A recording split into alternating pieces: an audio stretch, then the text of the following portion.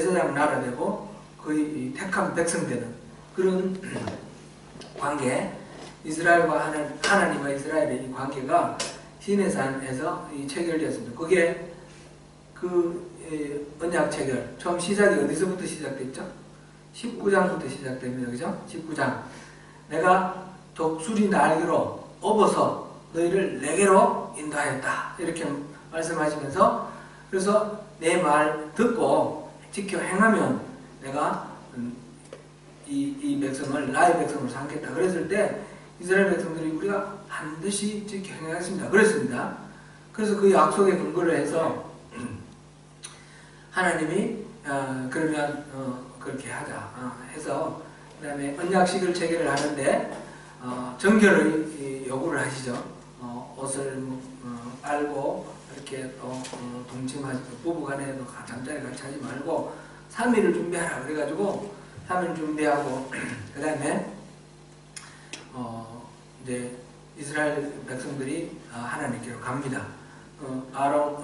모세와 아론과 나답과 아비후 이렇게 그 다음에 제사장과 그리고 70인의 장로, 70인의 장로가 올라갔습니다. 올라가가지고 하나님을 만나고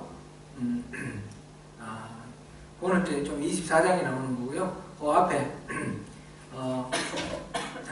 19장 다음에 20장에 뭐가 나오죠? 20장에 10계명이 나오죠? 20장 10계명 나옵니다. 다 지켜 행하겠습니다. 그랬더니 10계명을 줬습니다. 그 정결례를 하고 난 뒤에 그 다음에 10계명 주시고 10계명 받고 난 뒤에 이스라엘 사람들이 잘 알아듣지를 못했습니다. 시내산 꼭대기에서 말씀하시면 잘 못 알아들어가지고 모세한테 당신이 가서 듣고 와서 전해달라. 그래서 모세가 다시 올라가서 그때 이제 그 언약법, 계약법 7가지 기억나십니까?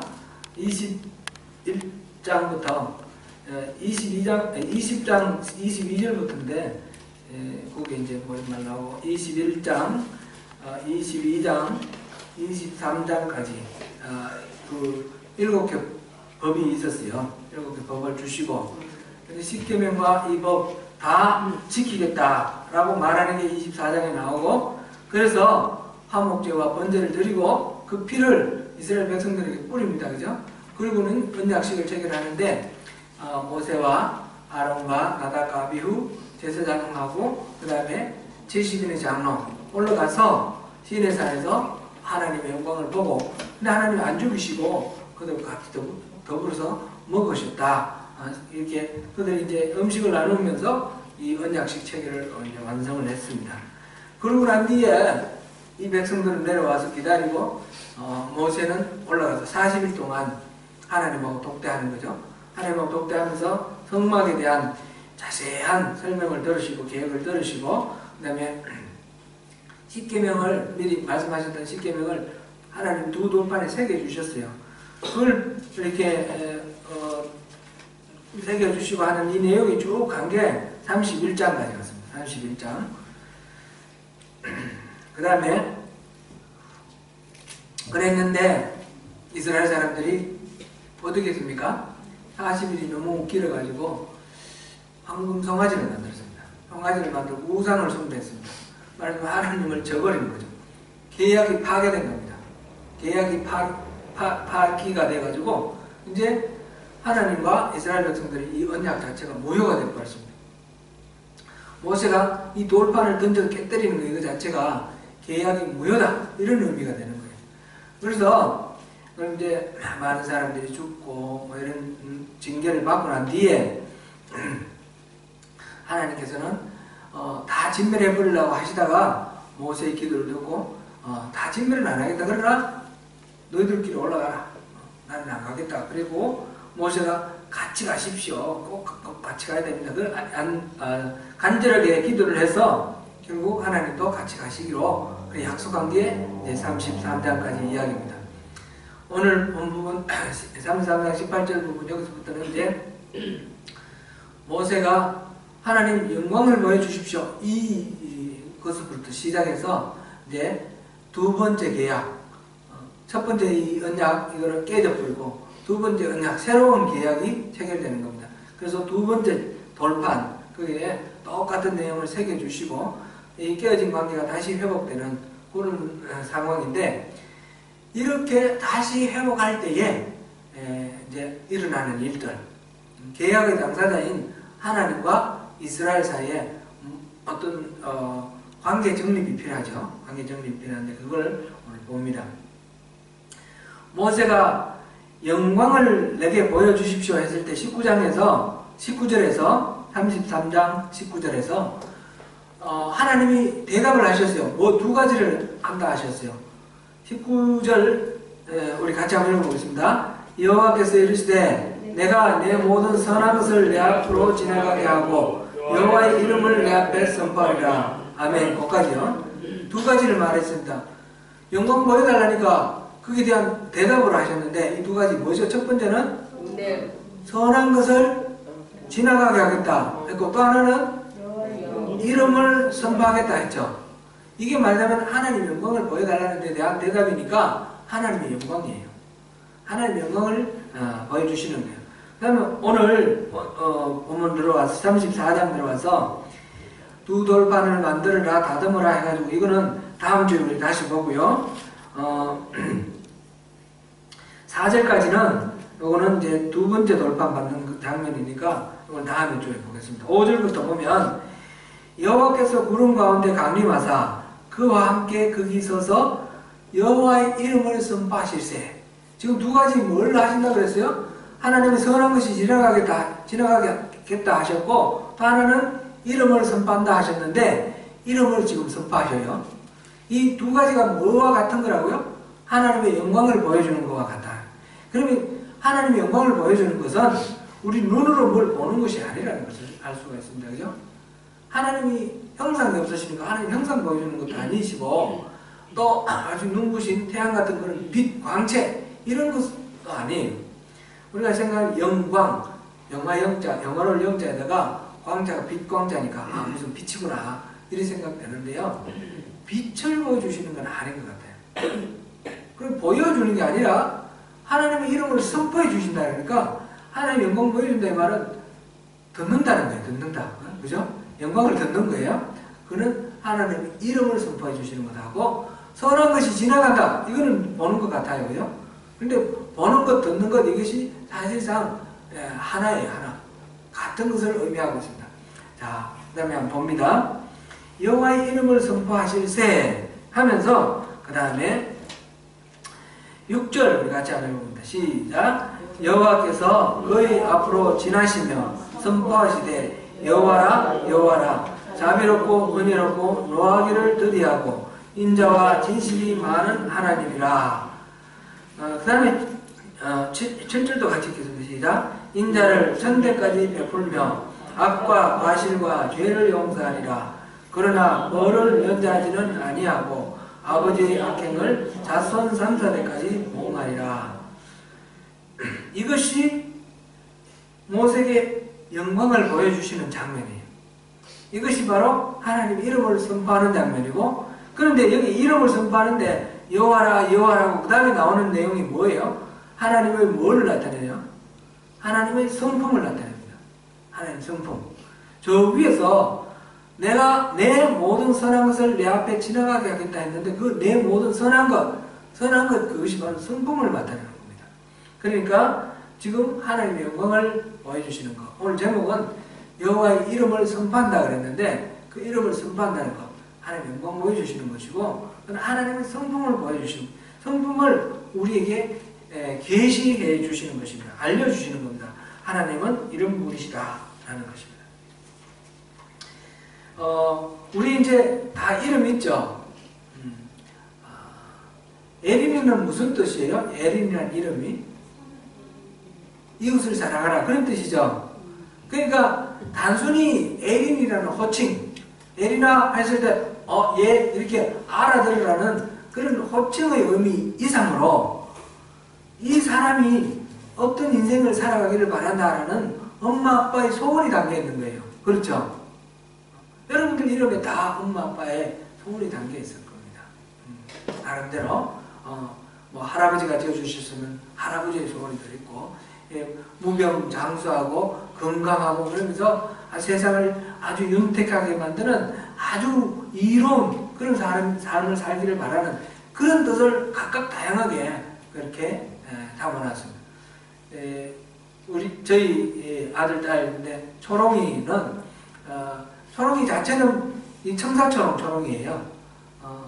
자체는 빛이 아닌데 빛을 담고 다니면서 세상의 어둠을 밝히는 그런 역할을 하라. 그래서 그걸 초롱이라고 지었고요. 찬샘도 이 생명의 물은 아니에요. 물은 생수는 예수 그리스도 말씀이고, 이 물을 이렇게 사람들에게 공급해주는 그런 통로가 되라. 그래서 찬샘했습니다. 찬샘은 아주 깊은 샘입니다. 냉천, 한자로 쓰면 냉천, 깊은 샘. 그러니까 이 뿌리가 깊어서 가물어도 마르지 않고, 또 홍수가 난다고 막 불어나지도 않고, 지하수, 아주 질 좋은 깊은 땅속에 있는 지하수, 흐르는 지하수. 그래서 지나가는 나그네가 그걸 마시면 시원해지는 것처럼 이 세상에 고단하고 어려운 인생 살아가는 이웃들에게 하나님의 말씀을 공급해 주셔서 인생이 시원해지는 그런 좀 역할을 좀 하라고 제 소원을 담아가지고 찬샘이라고 지었습니다. 이름 잘 지었지 않습니까? 쑥스러워서 제가 그렇게 말씀드렸습니다. 이름에는 이런 의미들이 다 있습니다. 그렇죠? 하나님도 하나님 내 이름을 말한다 하면서 여호와라 여호와라 여호와라 그랬는데, 이 여호와라는 그 하나님의 이름에 뜻이 있다는 겁니다. 그냥 단순히 호칭이 아니라 뜻이 있다는 것입니다. 이게 하나님이 모세를 처음 만나서 떨기나무에서 모세를 처음 만났을 때 하나님이 모세가 누가 저한테 이 말했다고 말할까요? 그랬더니 하나님 이름을 알려주셨어요. 그 이름이 바로 여호와예요. 그죠? 그 여호와, 영어로 말하자면 I am who I am. I am who I am이라는 것은 나는 누구로부터 지원받은 존재가 아니고 스스로 있는 그런 자존자는 스스로 있는 자다. 그런 의미도 있고, 항상 현재형이잖아요. 현재형이니까 어제도 있었고 오늘도 있고 내일도 있는 변함없는 그런 우주 만물을 다스리시는 분, 그런 의미도 있어요. 그러면서 그 여호와라는 이름을 통해서 이스라엘에게 지금 이집트에 노예 생활하고 있는 이스라엘 사람을 건져내는 구원자 역할을 했잖아요. 그죠? 그래서 여호와라는 이름 속에는 구원하시는 하나님, 그런 의미가 있는 겁니다. 이렇게 하나님의 이름을 우리에게 주시면서 하나님이 자신이 누구신지를 알려주시는 거예요. 하나님하고 이스라엘 사람하고 계약을 체결하는데 하나님이 누구신지 이스라엘이 확실히 알고 계약을 체결하라고 하나님 자신을 알려주시는 거예요. 하나님의 이름은 우리가 많이 있습니다. 이 외에도, 그죠? 뭐 수십 가지, 수백 가지 할 수도 있습니다. 대표적으로 우리가 잘 아는, 익히 아는 이름, 여호와 이레, 이런 이름이 있죠? 여호와 이레는 무슨 뜻이에요? 준비하시는 하나님. 창세기 그 22장에서 이삭을 바치시는 아브라함이 이삭을 죽이려고 할 때, 그때 그 순전한 그 믿음을 보시고 하나님께서 아브라함의 손길을 멈추시고 이삭을 해치지 못하게 하시고 수양이 그 등불에 걸려있는 것을 이렇게 보여주십니다. 그래서 수양을 잡아서 제사를 드리는데 바로 이렇게 준비해 놓으시는 하나님. 수양이 그때 갑자기 하늘에서 뚝 떨어졌을까요? 그거 아닐 겁니다. 그죠? 아브라함이 이삭을 데리고 그 나무집을 지고 올라갈 때, 이쪽에서 이삭과 아브라함이 올라갈 때 하나님 저쪽에서 이 수양을 막 몰아가지고 거기에 필요한 그때에 거기 딱 등불이 걸리도록 이렇게 했어요. 하나님은 지금 나한테 응답하시기 위해서 지금만 일하시는 게 아니라 사실상 계속 일하고 계셔요. 우리가 눈치채지 못할 뿐이지 다 준비하고 계셔요. 다 준비하고 계시고, 그리고 드디어 필요한 그때에 하나님 때에 딱 이렇게 보여주시는 거예요. 그래서 여호와 이레는 아브라함이 하나님이 이렇게 나를 위해서 모든 것을 예비해 놓으셨구나, 그렇게 찬양했던 것이고, 우리가 하나님을 여호와 이레로 부를 때는 바로 우리의 삶 속에서 하나님께서 늘 우리는 이 의식하지 못하지만 미리미리 다 필요한 것들을 준비해 놓으시고 공급해 주시는 그런 하나님이다라는 것을 찬양하면서 우리가 여호와 이레 이렇게 부릅니다. 여호와 니시라는 이름이 있죠. 이 출애굽기 우리 앞에서 보면 17장에 보면 아말렉과의 전쟁에서 모세는 높은 산 위에 올라가서 하나님께 이 두 손을 들고 이렇게 기도하고 있고, 여호사는 그 백성들과 같이 그 아말렉과 전쟁을 치는데, 모세가 팔이 아파서 내리면 전쟁에 지고 다시 팔을 올리면 전쟁에서 이깁니다. 그죠?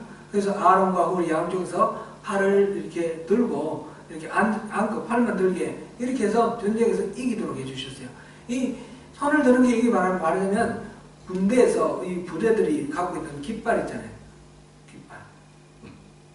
군기라고 그러죠. 군기. 왕의 기나 부대기나 그것이 말하자면 부대기가 뺏기면 그 부대는 진 거예요. 그런 것처럼 이렇게 승리를 의미하는 그런 깃발이에요. 여호와 니시, 하나님께서는 승리의 하나님이십니다. 그래서 이 이스라엘이 이겼던 것처럼 우리 인생에 수많은 영적 전쟁이 있는데 그 삶의 그 전쟁터 가운데서 우리를 승리할 수 있도록 인도하시는 분 우리 하나님 나의 승리의 깃발, 그런 의미로 여호와 니시 이렇게 부르거든요. 그런 이름이 있죠. 여러분 잘 아시는 대로 그렇습니다.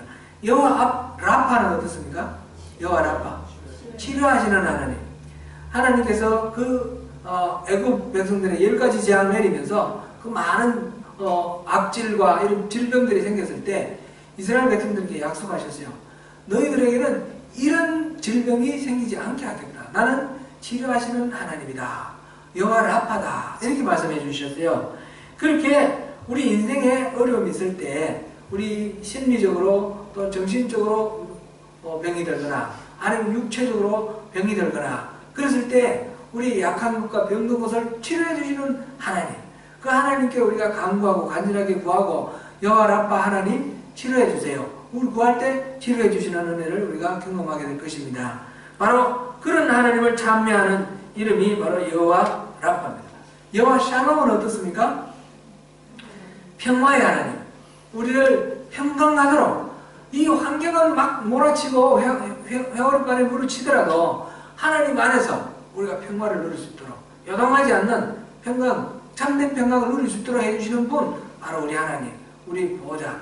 그 다음에 여호와 삼마는 어떻습니까? 여호와의 삼마는 우리와 함께 하시는 하나님, 우리가 있는 곳에 임재하시는 하나님, 임마누엘하고 같은 비슷한 그런 뜻이죠. 엘사다이는 바로 전능하신 하나님이라는 뜻이에요. 전능하신 하나님. 임마누엘은 우리와 함께 하시는 하나님. 이런 이름들이 많이 있습니다. 그런 이름들 뿐만 아니라 치료하시는 하나님 이렇게 말했듯이 여호와 라파라고 말하지만 서술형으로 말할 수도 있죠. 하나님은 우리 인생에 여러 모양으로 개입하시고 우리와 동행하셨습니다. 여러분들은 하나님 생각하면 어떤 이름이 떠오릅니까? 하나님 하면 어떤 이미지가 떠오릅니까? 한번 생각해 보십시오. 각자가 지금 이 시간에 토론할 시간은 못 되니까 제가 시간을 못 드리겠습니다만은 한번 생각해 보십시오. 나에게는 하나님이 어떤 분이시지? 나에게는 어떤 은혜를 끼치셨지? 한번 생각해 보십시오. 저에게도 여러 하나님이 있으시지만 하나님의 이름이 여러 가지가 있지만 저에게 은혜 끼쳐주신 하나님. 그런데 제가 이제 제일 이렇게 자주 이렇게 하나님을 말씀 이렇게 나눌 때는 그렇게 말씀드립니다. 합력하여 선을 이루시는 하나님. 저는 그런 고백을 많이 합니다.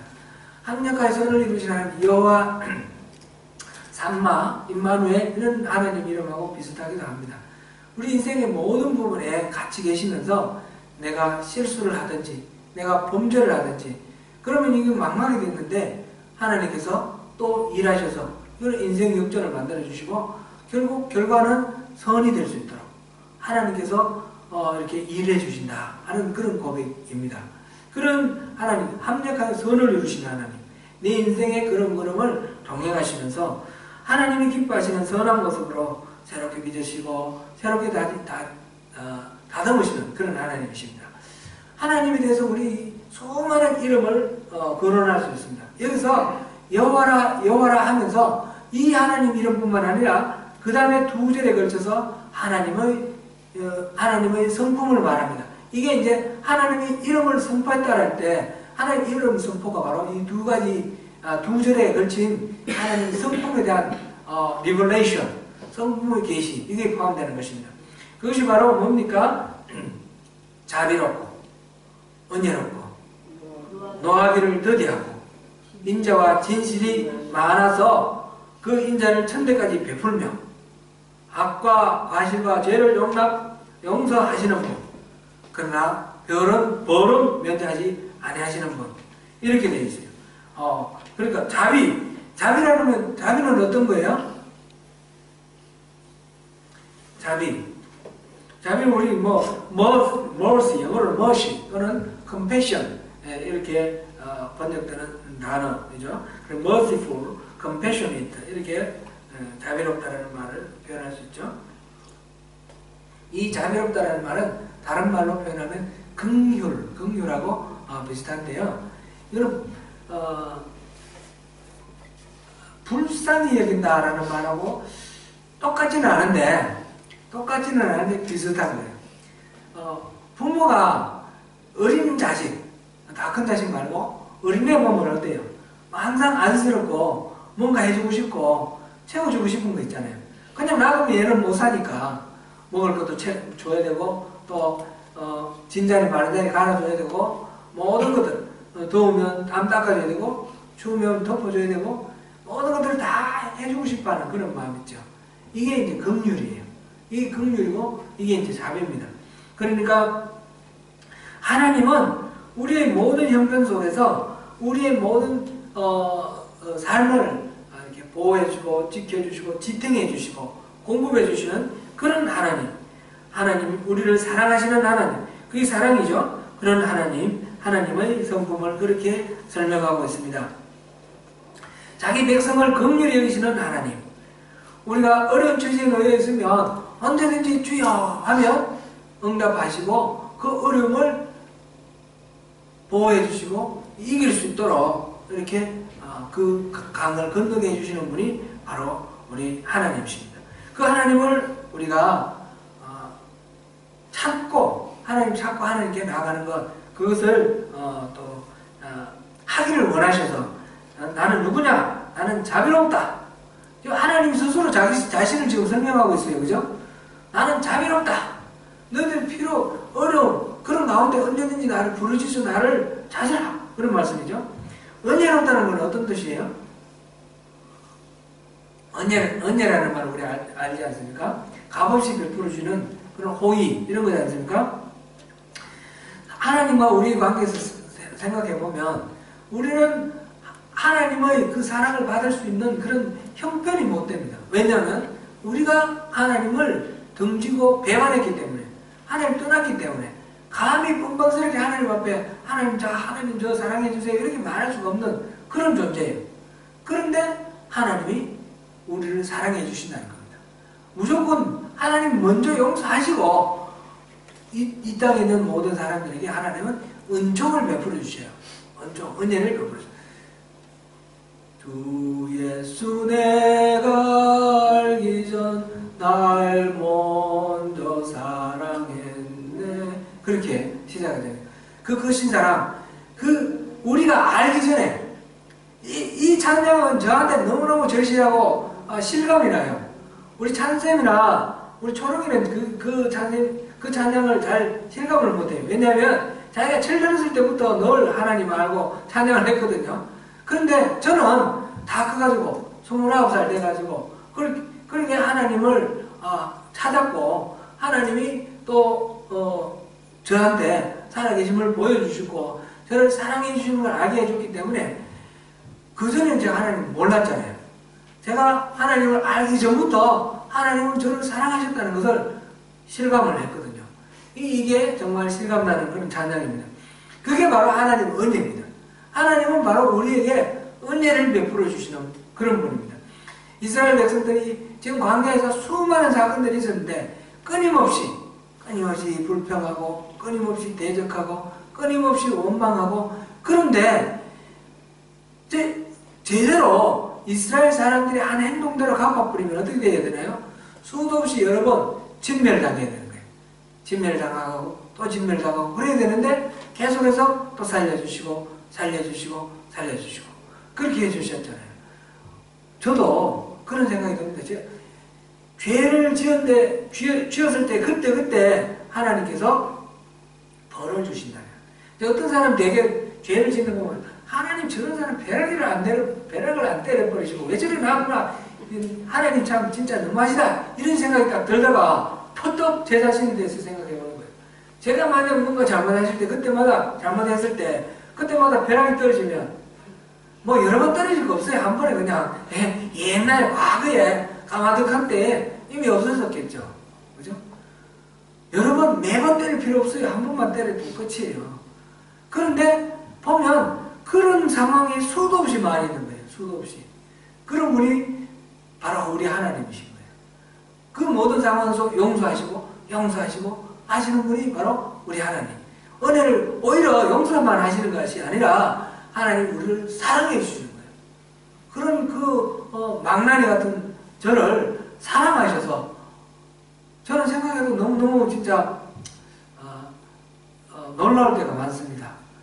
제가 예수 믿어가지고 완전히 인생 살판난 사람이잖아요. 너무 또 제가 많이 얘기하면 팔벌출이 될 것 같으니까 여기까지만 하고 생략하겠습니다. 예, 그게 하나님이 은혜로우신 하나님이라고 말할 때 여러분 다 마찬가지죠? 하나님 그 은혜를 느끼시죠? 그 은혜, 나는 바로 은혜로운 하나님이다. 내가 심판해야 마땅하지만 심판하지 않고 또 용서할 뿐만 아니라 사랑을 덤으로 덧붙여주는 그런 하나님이다. 이 말씀 왜 하시죠?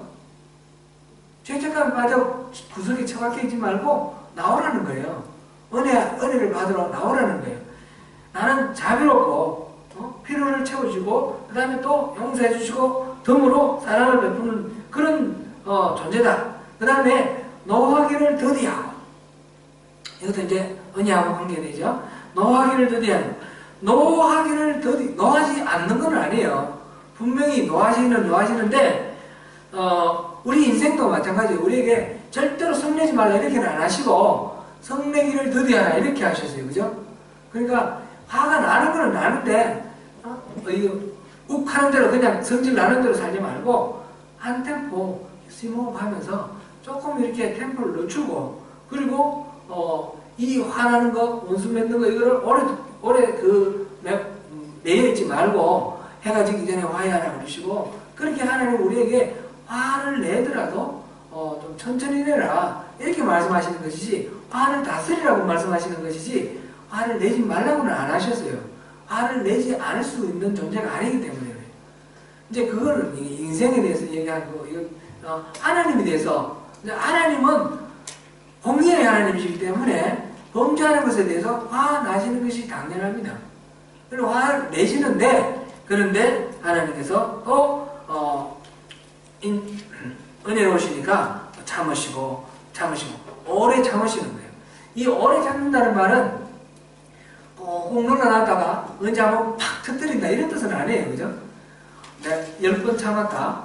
이스라엘에 대해 하나님께서 말씀하시기를, 나 10번 참아서 너 한 번 더 그러면 너 그냥 죽어, 이런 분이 아니셔요. 여기 매번 참아서 없애시는 거예요. 매번 참아서 없애시고 그래서 그러면 그 나중에 뭐 좋은 말이 온다 그러고 심판하신다는 건 무슨 뜻입니까? 이 죄에 대해서 근원적으로는 심판을 해가지고 근본적인 해결을 하셔야 되니까 정한 때에 심판을 하실 거예요. 그러니까 그 과정 속에서는 끊임없이 또 참으시는 겁니다. 베드로후서 3장 9절에 보니까 주의 약속은 어떤 이의 더디다고 생각하는 것 같이 더딘 것이 아니라 오직 너희를 대하여 오래 참으사 아무도 멸망치 않고 다 회개하기에 이르기를 원하시느니라. 하나님 마음은 그거죠. 우리를 살리시려고 참으시고 미루시는 것이지, 그것이 하나님이 뭐 능력이 없으시거나 마음이 없으시거나 그래서 하나님 안 오신다든지 뭐 그런 차원은 아니라는 거죠. 여기서 말씀하시는 하나님, 오래 참으시는 하나님, 노하기를 더디하시는 하나님. 그러니까 하나님이 참으실 때에, 그럴 때에 우리가 회개를 해야 되는 거예요. 하나님 참고 계시는 동안에 회개를 해야 되는 거예요. 그 다음에 인자와 진실이 많으시고 그 다음에 인자를 천대까지 베푸신다 그랬습니다. 그 인자와 진실, 인자와 앞에 있는 자비, 이거는 자비하고 인자는 비슷하게 많이 쓰입니다. 비슷하게 많이 쓰이는데 약간 차이가 있죠. 약간 차이가 있는데 이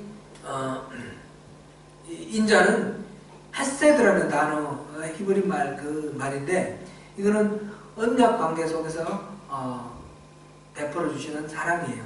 하나님의 사랑인데 언약에 의한 사랑, 그거를 헤세드라고 그랬고 이 하나님의 인자심은 그 천대까지 베풀어 주신대요. 그리고 진실이 많으신 하나님, 신실하심을 말해요. 한번 이 진실은 한번 이렇게 이 약속하고 인자와 진실이 같이 엮여 있는데 둘 다 약속하고 관계되는 거예요. 하나님은 이랬다 저랬다 하시는 분이 아니고 신실하신 분이고 진실하신 분이고 그렇다는 의미입니다.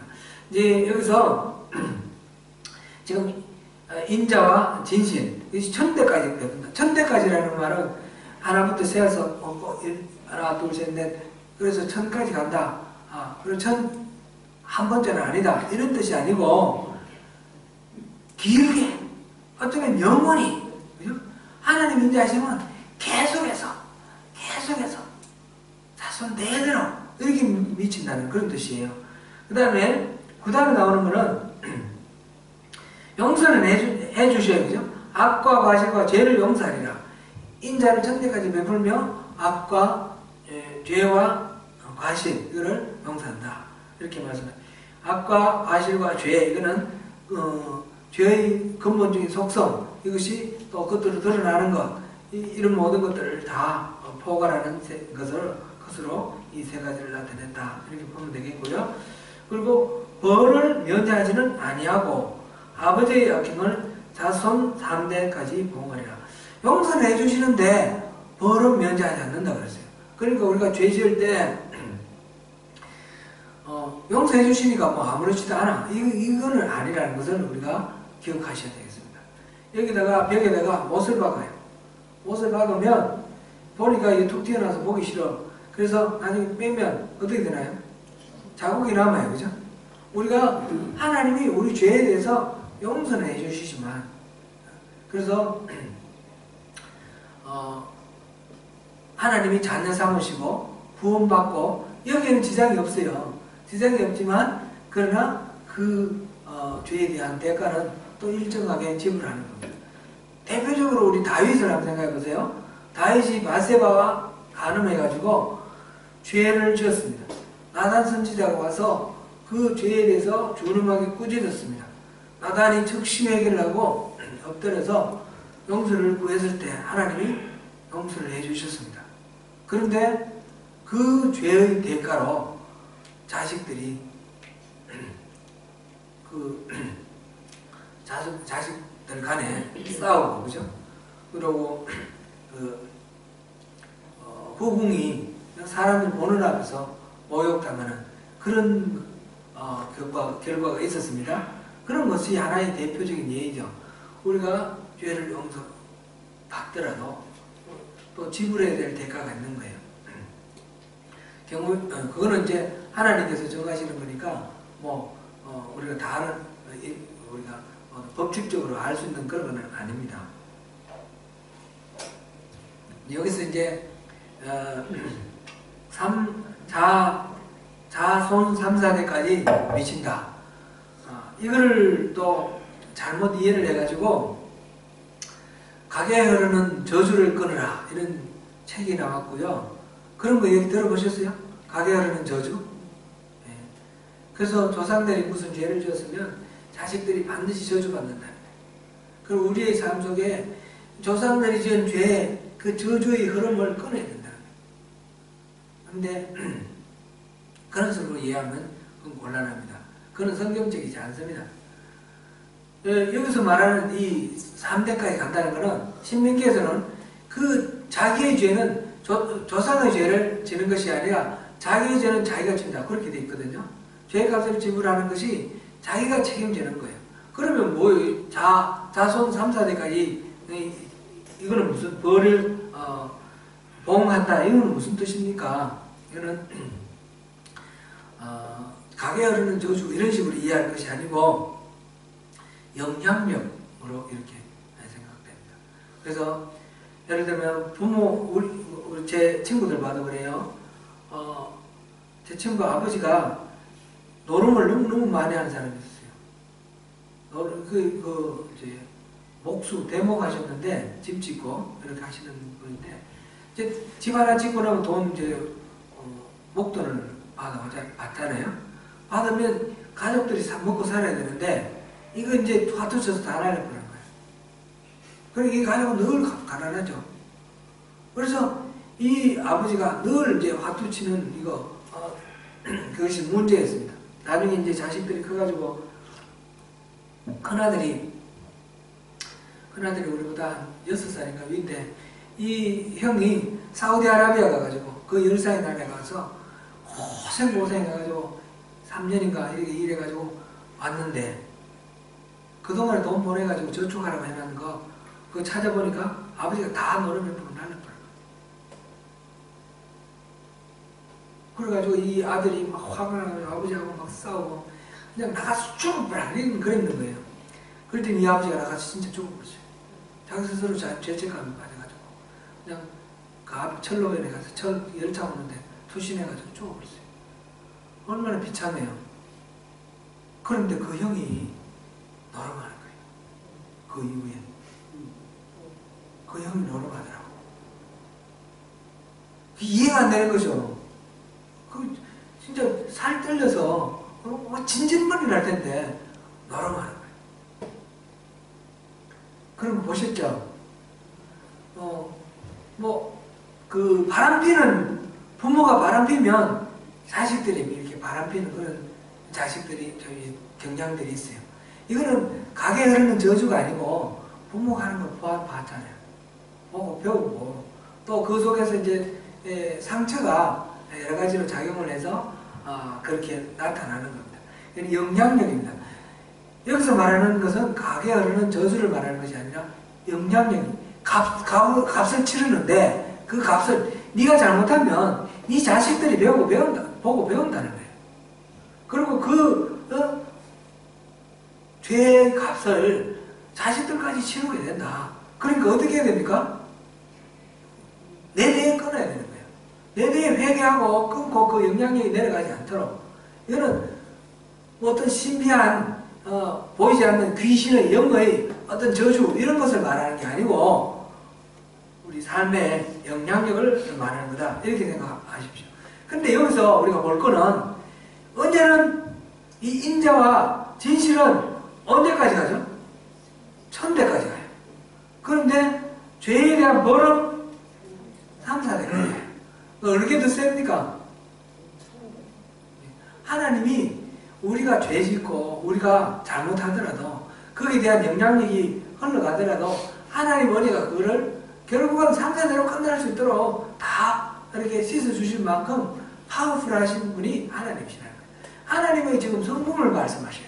하나님 인자하시고 자비롭고 또 은혜롭고 노하기를 더디하시고 인자와 진실이 많으시고 그 다음에 인자를 천대까지 베푸시고 지금 악과 과실과 죄를 용서하시고 벌은 이렇게 있지만 이렇게 용서하시는 분, 오래 참으시는 분, 은혜 베푸시는 분이 바로 여호와 하나님이다. 누가 이 말씀하셨죠? 하나님 자신이 하셨어요. 내가 누군지 알아라. 지금 그것을 스스로의 아이덴티티를 그렇게 말씀을 하십니다.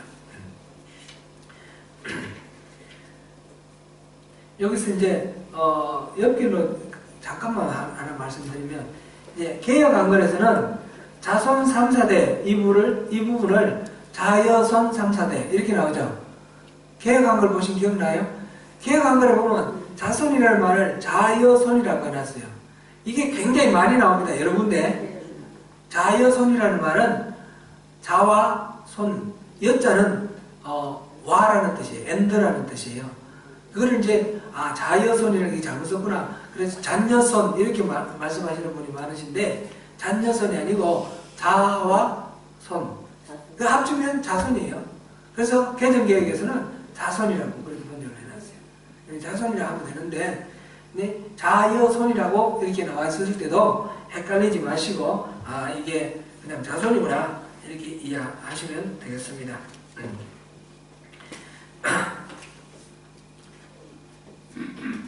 여기서 이제 하나님께서 하나님 자신의 이 성품을 이렇게 말씀해 주시죠. 이게 하나님께 영광 보여주세요 그랬더니 내가 선한 것이 네 앞을 지나가게 하겠다. 그리고는 또 이름을 선포하겠다 그랬는데 그렇게 말씀하시고 이제 여기 와서 드디어 이름을 선포하시고 그 다음에 하나님의 성품을 말씀해 주셔요. 선한 것을 지나가게 하겠다는 게 바로 하나님 성품을 말씀하셔요.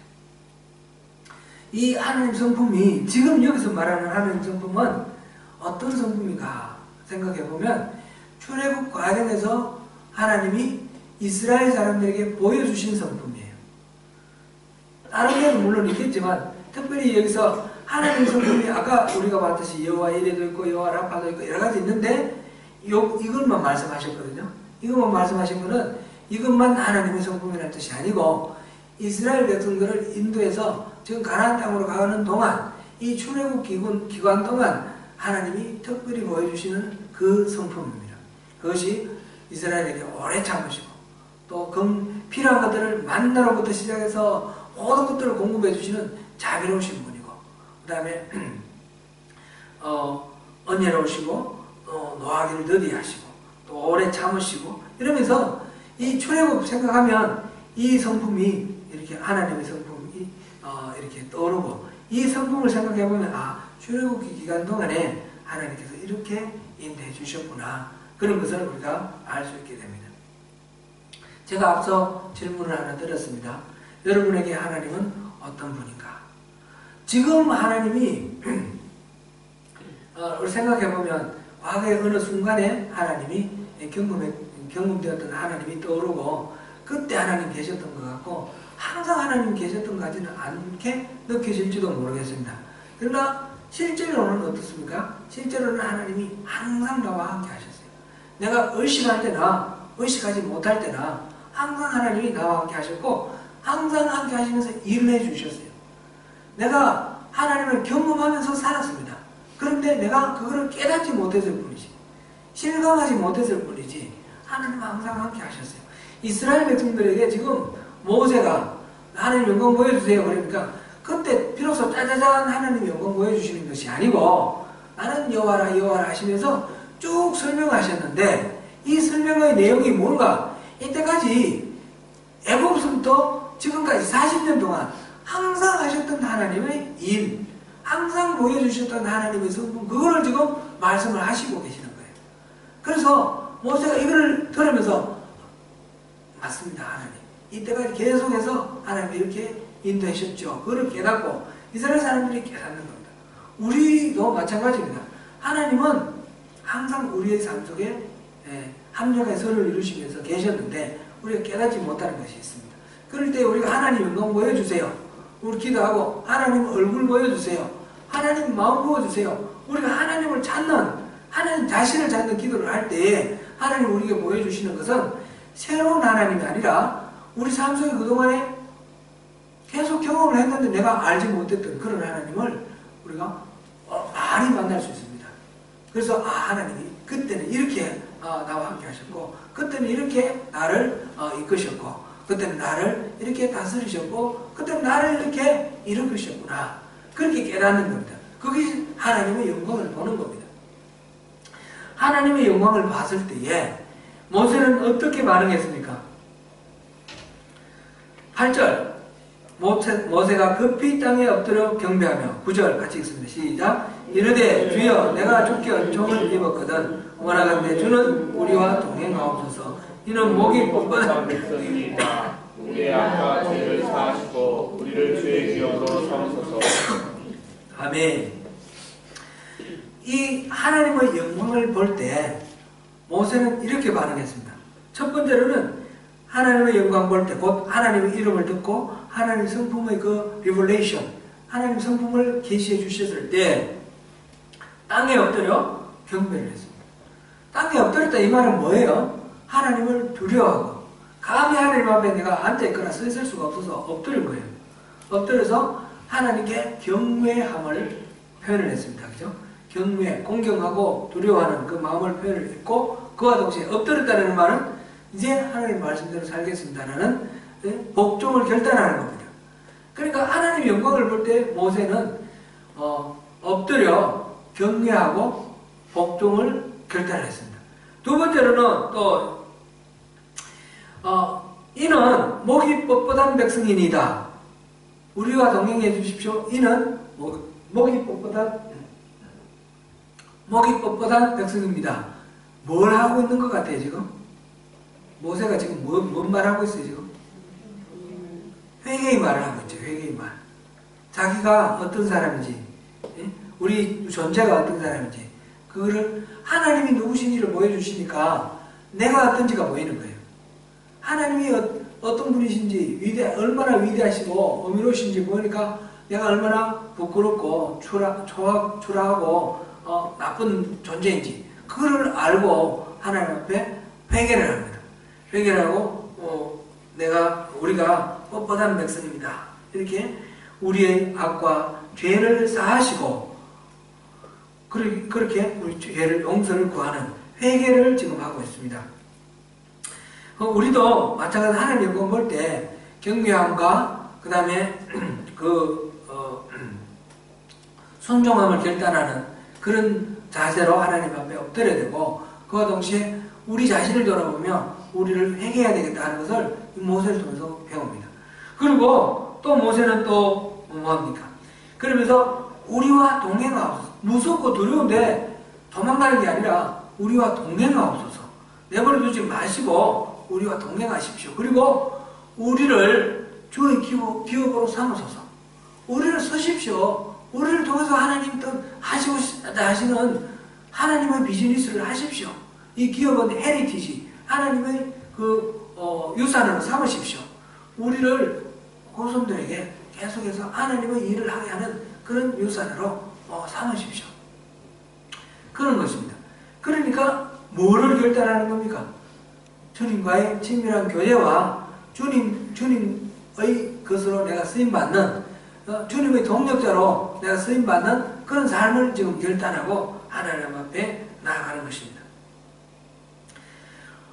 곧 우리가 이제 주님을 알게 되고 주님이 어떤 분이신지 알게 되면 주님의 이름을 알고 주님의 영광을 보고 주님의 그 성품을 알게 될 때 모세처럼 경외함으로 주님 앞에 엎드리고 그리고 순종할 것을 결단하며 그리고 우리 자신을 돌아보고 죄를 깨닫고 그 다음에 주님 우리 내버려 두지 마시고 우리와 함께 가세요. 우리 동행해 주세요. 우리를 기업 삼으세요. 이렇게 우리 자신을 드리는 거예요. 우리를 기업 삼으라는 건 헌신하는 거죠. 우리를 통해서 일하시라는 거. 그래서 하나님과 우리의 그 관계를 친밀한 관계를 우리가 맺고 하나님과 함께 하기를 원합니다. 이거를 구하는 것이 모세의 기도이고 바로 그것이 우리의 기도가 되어야 될 것입니다. 오늘 이 제2차 두 번째 새로운 계약. 첫 번째 계약은 말하자면 옛 계약이고 이런 새로운 계약이에요. 신약이라는 비슷한 거예요. 새로운 계약을 체결하는데 새로운 계약을 체결하는 데 있어서 하나님은 어떤 분이고 우리는 어떤 사람이고 이걸 이제 깨닫게 하시고 그 다음에 계약을 체결합니다. 그래서 하나님이 자신을 드러내 주시고 우리를 또 비춰주십니다. 이렇게 기도하고 나갈 때에 우리는 자연스럽게 주님을 닮는 주님의 사람으로 우리 성품이 바뀌고 우리 모든 것들이 인생이 바뀌게 되겠습니다. 오늘 이 말씀 묵상하시면서 모세처럼 엎드려가지고 주님이 누구신지 주님 영광 보여주세요. 이 기도를 우리 하자고 지난번에 우리가 같이 봤습니다. 그죠? 주님 영광 보여주세요. 이게 중요한 기도입니다. 그러니까 주님이 누구신지 알게 해주시고 주님의 성품을 더 깊이 알게 해주시고 이거는 하나의 지식을 덧붙이는 게 아니라는 것입니다. 주님에 관한 지식이 아니고 주님을 아는 지식이에요.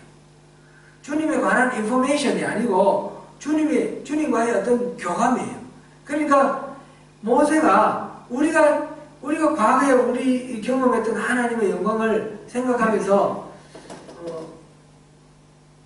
그냥 그렇지 하나님 이런 분이지 하나님 인자하신 분이야 하나님 자비로우시고 하나님 노하기를 더디하시고 그런 분이시여 이렇게 아는 것은 아무 의미가 없어요. 그렇지 않습니까? 옛날에 그래서 막 그런 기억이 있어. 이 하나님과의 관계는 옛 시절의 아련한 추억 이거로는 아무 상관없어요. 지금 살아계신 하나님과의 구체적인 관계가 중요한 것이고 이 모세가 엎드리는 것처럼 살아있는 경험으로서 내게 주어져야 되는 것입니다. 지식의 정보의 축적이 아니고 관계의 개선이 되어야 되는 거예요. 관계의 개선. 그래서 하나님께서 그 관계를 개선하기를 원하시는 그런 말씀으로 오늘 이 말씀 우리가 읽게 합니다. 오늘 이 말씀 묵상하시면서 그 하나님을 다시 만나게 해주세요. 매일매일 새롭게 그 하나님하고 동행하게 해주세요. 우리를 내버려 두지 마시고 동행하여 주세요. 나는 목이 뻣뻣하고 그 죄와 악이 가득한 사람입니다. 나는 내버려 두면 하나님으로부터 멀어집니다. 하나님 꼭 날 붙들어 주세요. 그리고 하나님 나를 기억 삼아 주세요. 나를 통해서 하나님 또 하신 바 일을 이루세요. 그리고 우리를 헌신하면서 두렵고 뚫림으로 주님 앞에 엎드리는 그런 우리의 신앙, 그 신앙을 우리가 간절하게 구하시면서 그러므로 주님께 더욱 깊이 친밀하게 가까워지고 신앙이 죽은 신앙이 아니라 살아있는 신앙. 하나님은 책 속에 나오는 하나님이 아니고 또는 소문 들은 하나님이 아니고 바로 내 삶 속에 역사하시는 살아계신 하나님. 내 삶을 변화시키시고 내 삶을 이끌어가시는 내 삶을 통치하시는 하나님. 그 하나님을 누리시는 우리 모두가 되시기를 축원합니다. 아멘.